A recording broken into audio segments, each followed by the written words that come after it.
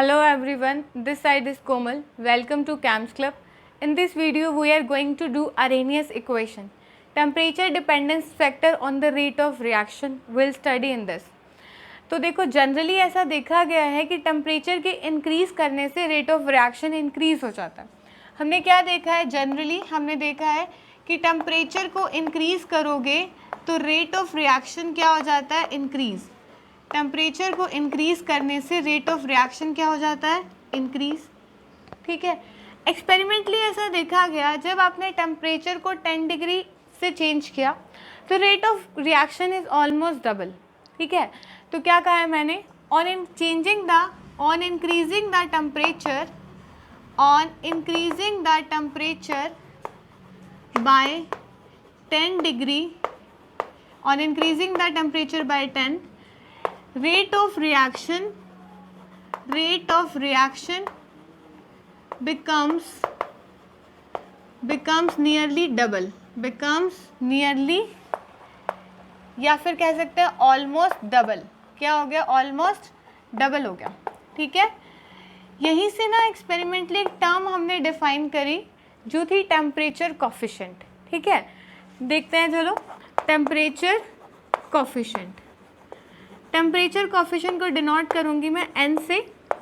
Temperature coefficient ये क्या होता है, टेम्परेचर कोफिशिएंट होता है is a ratio, rate constant की रेशो है, rate constant at T plus 10 divided by rate constant at T, rate constant at T. ठीक है, नीचे क्या लिखा है, टी डिग्री पे, ऊपर क्या लिखा है, टी प्लस 10 डिग्री पे। यानी कि नीचे आपने सपोज आपने कह दिया कि के क्या है 25 है, तो ऊपर आपने क्या कह दिया, क्या होगा 35। या फिर इसी तरह से आप कह दो कि रेट कांस्टेंट नीचे है सपोज 298, तो ऊपर क्या होगा 308। यानी कि कितने का डिफरेंस है, 10 का डिफरेंस है ना। तो टेम्परेचर कोफिशिएंट क्या कहता है, is a ratio, rate constant ऊपर T plus 10 divided by T, यानी डिफरिंग बाय 10। क्लियर इतना।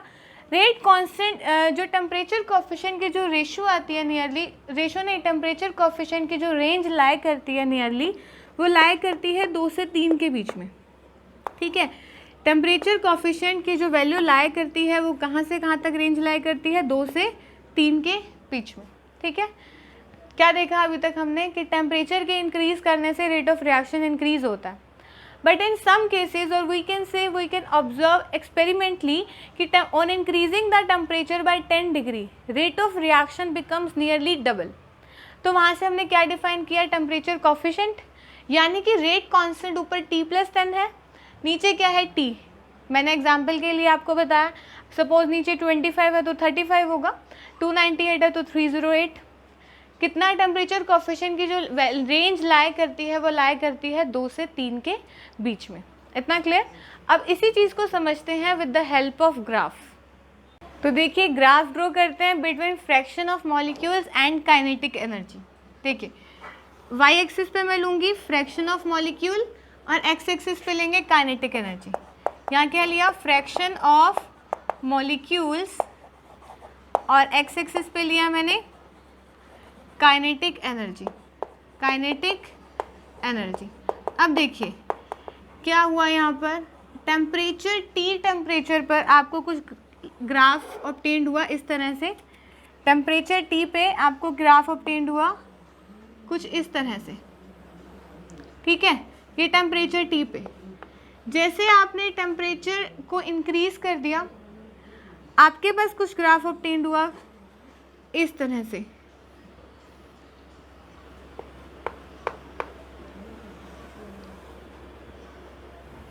ठीक है, ये इस तरह से कुछ ग्राफ ऑब्टेन्ड हुआ। ठीक है, क्लियर हो इतनी बात। ये किस पे है, टेम्परेचर टी प्लस 10। क्या है मतलब इसका, टेम्परेचर को इंक्रीज, आपने टेम्परेचर टी है, यहाँ पर क्या है, ये जो टी पे ये जो मैक्सिमम पीक रिप्रेजेंट कर रही है, इसका मतलब है इस पॉइंट पे maximum fraction of molecules having energy. ठीक है, ये टी पॉइंट, ये पीक क्या है, मोस्ट प्रोबेबल काइनेटिक एनर्जी है, मोस्ट प्रोबेबल काइनेटिक एनर्जी। मतलब ये पीक वो पॉइंट रिप्रेजेंट कर रही है जिस पॉइंट पे मैक्सिमम फ्रैक्शन ऑफ मॉलिक्यूल्स हैं जिनकी टी टेम्परेचर पे इतनी काइनेटिक एनर्जी है। ठीक है, क्या ये पीक क्या रिप्रेजेंट कर रही है? इस टाइम पर इस टेम्परेचर टी पे maximum fraction of the molecules having energy, having kinetic energy T.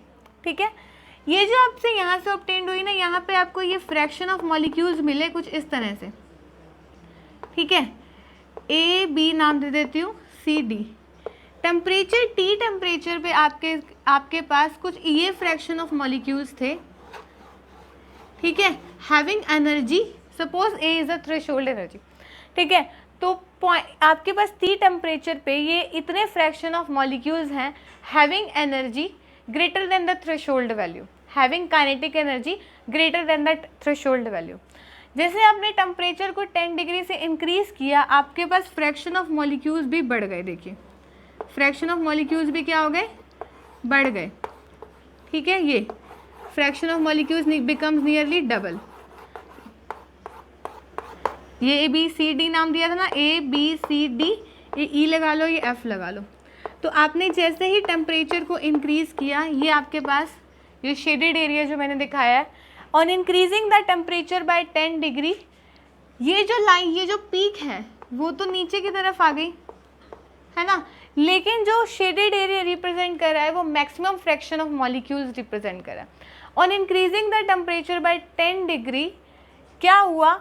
ये क्या हुआ? ये जो फ्रैक्शन ऑफ मॉलिक्यूल्स हैं ऑलमोस्ट बिकम डबल हो गए ना। देखो यहाँ से ही देख रहे हो, टेम्परेचर टी पे इतने फ्रैक्शन ऑफ मॉलिक्यूल्स, आपके पास जो शेडेड एरिया रिप्रेजेंट कर रहा है वो क्या रिप्रेजेंट कर रहा है? इतने मॉलिक्यूल्स थे having kinetic energy greater than the threshold value. A B C D, temperature को 10 डिग्री से बढ़ाया, 10 डिग्री से बढ़ाने से आपके पास क्या ऑब्टेन्ड हो रहा है? A E F D, which is nearly double from A B C D. यानी कि टेम्परेचर के इंक्रीज करने से मैक्सिमम फ्रैक्शन ऑफ मॉलिक्यूल्स जिसकी काइनेटिक एनर्जी ज़्यादा है थ्रेशोल्ड वैल्यू से, वो बढ़ गई। ठीक है, क्लियर हुई इतनी बात? और ये पीक यहाँ से, ये देखो टेम्परेचर इंक्रीज किया आपने, तो ये जो पीक है वो नीचे की तरफ आ गई, डाउनवर्ड है। ठीक है, डाउनवर्ड है, ध्यान रखना है। क्लियर है इतना? यानी कि क्या हुआ कि टेम्परेचर को आपने 10 डिग्री से इंक्रीज कर दिया, on increasing the temperature by 10 degree, fraction of molecules having kinetic energy greater than the threshold value becomes nearly double हो गई ना। AEFD जो पहले क्या थी ABCD, यानी कि टेम्परेचर के इंक्रीज करने से रेट ऑफ रिएक्शन इंक्रीज होता है because of number of effective collision. ध्यान रखना है, टोटल नंबर ऑफ कोलिजन की वजह से नहीं, इफेक्टिव कोलिजन की वजह से। इतना क्लियर हुआ? अब हम क्वांटिटेटिवली डिस्कशन करते हैं अरेनियस इक्वेशन की। देखिए आगे देखते हैं, क्वांटिटेटिवली हमें अरेनियस इक्वेशन ने एक एक्सप्रेशन दिया रेट कांस्टेंट का। उसने क्या एक्सप्रेशन दिया? हमने k is equals to A E minus E A upon R T. ठीक है, उसने ये हमें रिलेशन दिया, k is equals to A E minus E A upon R T. अब ये है क्या, देखते हैं। k क्या है आपके पास? Rate constant. k क्या है? Rate constant. a क्या है? देखो a को क्या बोलते हैं? प्री एक्सपोनेंशियल फैक्टर, क्योंकि एक्सपोनेंशियल के वो आगे है इसलिए इसे क्या बोला जाता है? प्री एक्सपोनेंशियल फैक्टर, या फिर आप बोल दो फ्रीक्वेंसी फैक्टर। क्या कहेंगे? Frequency factor. ठीक है, आगे देखिए, R क्या है? Gas constant. R है गैस कांस्टेंट। T है टेम्परेचर। T क्या है? टेम्परेचर। EA क्या है? Activation energy of the reaction. EA क्या है? Activation energy. अब देखिए, activation energy of the reaction. ठीक है, E की पावर कलेक्टिवली ना हम लोग क्या कहते हैं? A एंड EA को कलेक्टिवली हम अरेनियस पैरामीटर कहते हैं। तो ध्यान रखना, A and EA collectively called Arrhenius parameters, Arrhenius parameters, ठीक है। अब देखिए अरेनियस पैरामीटर्स, अब देखिए यहाँ पर ई की power minus E A upon R T क्या रिप्रेजेंट कर रहा है, fraction of molecules having energy equal to और greater than the activation energy, यही तो रिप्रेजेंट कर रहा है। ये क्या रिप्रेजेंट कर रहा है, fraction of molecules, fraction of molecules having energy equal to और greater than the activation energy, equal to और greater than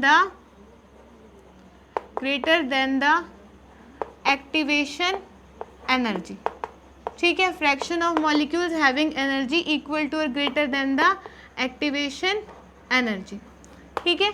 अब यहीं से इस एक्सप्रेशन से हम एक आगे फर्दर लॉगरिथम लेके इसको डिराइव करते हैं।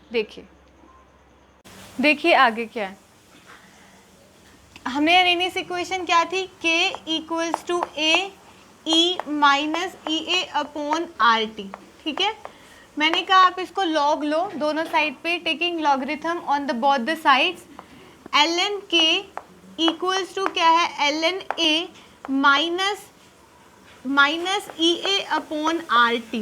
देखो क्यों लिखा मैंने, ये क्या है minus E A upon R T आगे आ गया, ये क्या है एल एन ई, और एल एन ई क्या होता है 1, ठीक है। तो मैंने minus E A upon R T लिख दिया, समझ गए ना। यहाँ L N k equal to L N A minus E A upon R T L N E, और एल एन ई क्या होता है 1, ठीक है। अब मैंने कहा आपको suppose K1 rate constant K1 पे टेम्परेचर T1 लिया, रेट कांस्टेंट K2 पर टेम्परेचर T2 लिया, ठीक है। तो रेट कांस्टेंट K1 पे मैंने लिया टेम्परेचर T1 और रेट कांस्टेंट T2 पर टेम्परेचर लिया T2, ठीक है।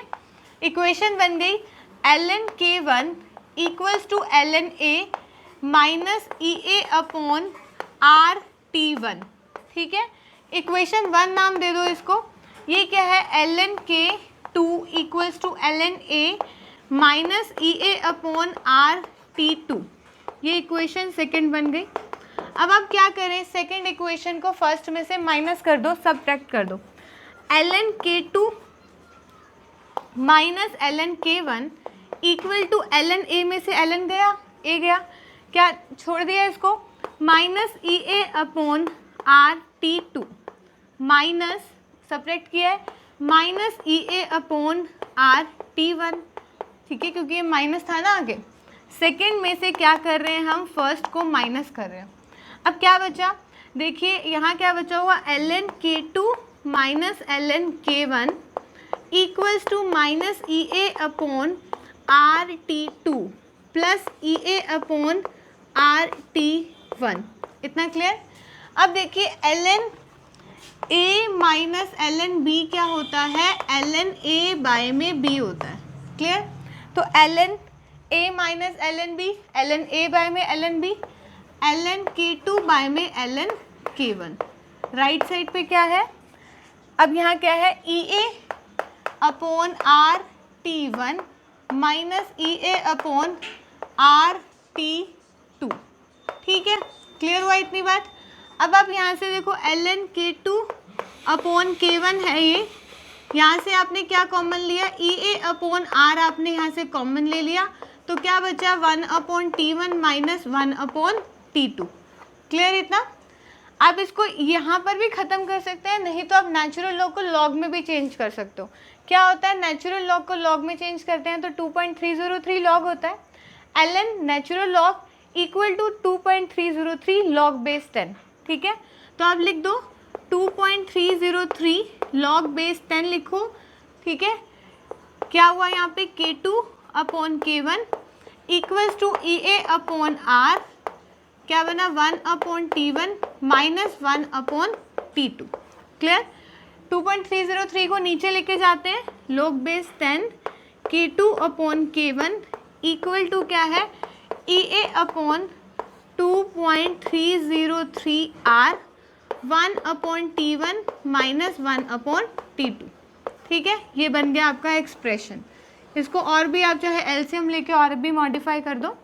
log base 10 K2 upon K1 equals to EA upon 2.303 R। यहाँ से क्या बना, T1 है नीचे, T2 है, क्या बना T2 माइनस T1। ठीक है, एक ही बात है, जिस भी तरीके से आपको क्लियर लगे। समझ में आया? ये हमने एक्सप्रेशन डिराइव कर लिया। क्लियर हुआ?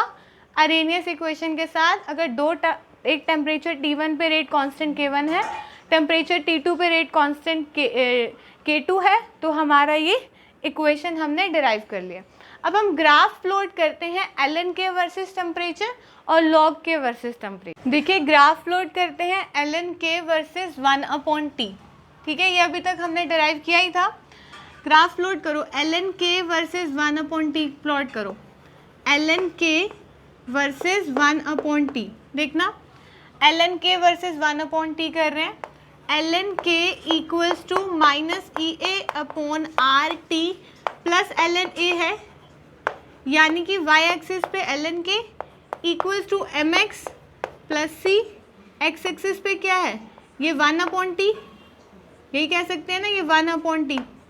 ठीक है, ऊपर ये 1/T हो गया। क्लियर हुआ? आपका स्लोप क्या बचा, यानी कि m, यानी कि स्लोप क्या बचा आपके पास, माइनस EA अपॉन R। और इंटरसेप्ट क्या हुआ आपके पास, इंटरसेप्ट यानी कि C किसके इक्वल आया, इंटरसेप्ट यानी कि C किसके इक्वल आया, ln A के। क्लियर है इतना? तो ln K वर्सेस 1 टेम्परेचर हमने ग्राफ किया, नेगेटिव स्लोप आया minus EA upon R, negative slope आया minus EA upon R, slope equal to minus EA upon R। और इंटरसेप्ट कितना है, ln A, यानी कि यहाँ तक ये इंटरसेप्ट है ln A। ठीक है, क्लियर हुआ इतना?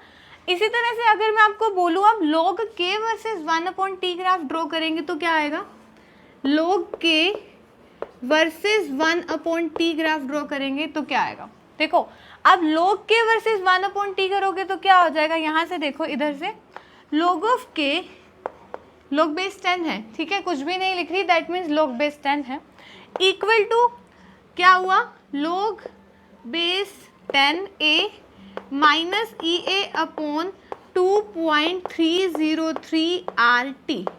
अब आपने y एक्सिस पे क्या लिया, log of K, x axis पे क्या लिया, 1/T, तो log of K equal to minus EA upon 2.303 RT plus log A। तो y एक्सिस पे आपने लिया log K, x एक्सिस पे लिया 1/T, minus EA upon R आया था, यहाँ कितना आएगा, माइनस EA अपॉन 2.303 R। वही चीज़ है, स्लोप वही आया, ठीक है, स्लोप वही आया आपका, बस यहाँ नीचे क्या आ गया, 2.303 R। ध्यान रखना है, इंटरसेप्ट कितना है, यहाँ क्या है log A, वहाँ कितना था ln A, यहाँ कितना है log A, ये लिखा है मैंने। ठीक है, क्लियर हुआ? ये इंटरसेप्ट log A हुआ, ये पूरा यहाँ से यहाँ तक। ठीक है, यहाँ से वहाँ ln A हुआ, यहाँ log A हुआ। ठीक है, ध्यान रखेंगे जब आप ln K versus 1/T put कर रहे हो तो माइनस EA अपॉन R आपका स्लोप आ रहा है, log K versus 1/T put कर रहे हो माइनस EA अपॉन 2.303 R आ रहा है आपका स्लोप, और इंटरसेप्ट कितना आ रहा है, log A, वहाँ क्या है ln A। ठीक है, क्लियर हुआ इतना? देखिए अब कुछ न्यूमेरिकल करते हैं इसी के ऊपर। चलिए देखिए numerical. First order rate constant for the decomposition of ethyl iodide at the 600 kelvin is this. Activation energy आपको दे रखी है 209 kilo joules per mole. Calculate the rate constant for this reaction at the 700 kelvin. ठीक है, तो सबसे पहले given लिखो, आपका T1 लिखा मैंने, टेम्परेचर कितना है 600 केल्विन, T2 कितना है आपका 700 kelvin, rate constant, activation energy कितनी गिवन है 209 kilo joules per mole. Kilo joules को जूल में चेंज कर लेते हैं, 1 kilo joule equal to 1000 joule, यानी कि 1000 से मल्टीप्लाई कर दिया, जूल पर मोल एक्टिवेशन एनर्जी आ गई आपके पास। रेट कांस्टेंट K1 की वैल्यू है 1.60 इंटू 10⁻⁻5 सेकेंड इनवर्स। K2 आपको निकालना है, रेट कांस्टेंट किस में निकालना है, सेकेंड इनवर्स में आपको फाइंड आउट करना है। वैल्यूज को पुट करो, log K2 by K1 equals to EA upon 2.303 R 1/T1 minus 1/T2। ठीक है, R की वैल्यू क्या होती है 8.314 जूल पर केल्विन पर मोल। ठीक है, इसीलिए मैंने आपको एक्टिवेशन एनर्जी को वहाँ चेंज करा दिया क्योंकि ये जूल्स में है। ठीक है, अब क्या है log K2, K1 कितना है 1.60 इंटू 10⁻⁻5। एक्टिवेशन एनर्जी कितनी है 209,000 जूल पर मोल डिवाइडेड बाय 2.303 इंटू 8.314 जूल पर केल्विन पर मोल। यहाँ क्या है 1/600 माइनस 1/700। ठीक है, अब देखिए log A बाय B को क्या लिख सकते हैं, log A minus log B, तो log K2 minus log 1.60 into 10⁻⁻5 equals to, यहाँ देखिए जूल पर मोल से जूल पर मोल कैंसिल आउट हुआ। ठीक है, ऊपर क्या बचा 209,000 डिवाइडेड बाय 2.303 इंटू 8.314, ये क्या था 1/600 माइनस 1/700। सॉल्व करते हैं इसे, देखिए log K2 इसकी वैल्यू आती है log 1.60 इंटू 10⁻⁻5 की वैल्यू आती है -4.795 इक्वल्स टू, यहाँ सॉल्व किया 209,000 divided by 2.303 8.314, LCM low 700 into 600 नीचे गया 700 माइनस 600। ठीक है, यहाँ क्या बचा log K2 प्लस 4.795, जब आपने इसको सॉल्व किया 209,000 डिवाइडेड बाय 2.303 इंटू 8.314 इंटू 100, नीचे क्या है 700 इंटू 600। इसको आपने सॉल्व किया तो आपके पास वैल्यू आई, देखिए क्या आया 2.598। ठीक है, यहाँ से आपने log K2 रखो, इसको राइट साइड लेकर जाओ -4.795। यहाँ से देखिए इसको माइनस करिए, माइनस करने पे आंसर आता है 2.197। यहाँ से K2 कितना आया एंटी log ऑफ -2.197, यानी कि K2 आया आपके पास 6.353 इंटू 10⁻⁻3 सेकेंड इनवर्स। क्लियर? ठीक है इतना। तो यहाँ तक हमने सब कंप्लीट कर लिया। अरेनियस इक्वेशन निकाली, उसे कैलकुलेट किया, न्यूमेरिकल्स की हेल्प से सॉल्व करा। इतना क्लियर हुआ? And if you like this lecture then subscribe my channel. Thank you and thanks a lot.